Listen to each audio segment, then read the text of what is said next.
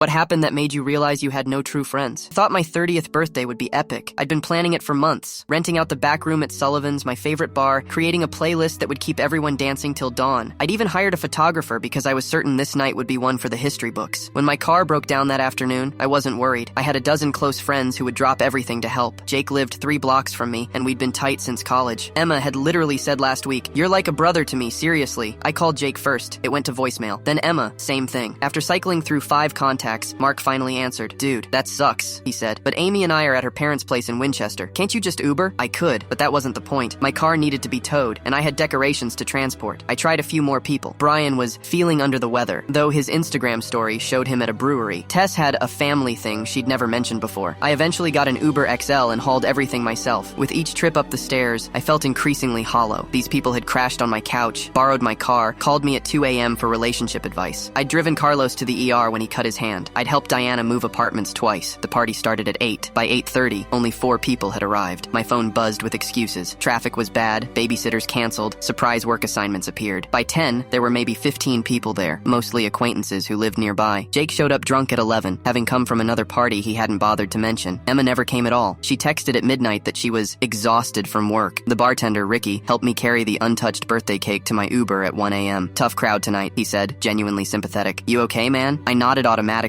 but something in his concern, more authentic than anything I'd felt from my so-called friends, broke through. "You know what's funny?" I said, not feeling humorous at all. "I've bailed these people out of trouble, listened to their problems for hours, rearranged my schedule whenever they needed me. But tonight, when I just wanted them to show up and have a good time, they couldn't be bothered." Ricky patted my shoulder. "Some people are only there for the giving, never the taking." I stood there with my ridiculous 3-tier cake, staring at uneaten food and unopened presents. The photographer had left hours ago, with barely any group shots to show for it. That's when it crystallized. I had acquaintances, party guests, convenient allies, but not friends. Not really. My phone chimed with a late-night text from Jake. "Epic party, bro. Let's do it again next weekend." I deleted it without responding.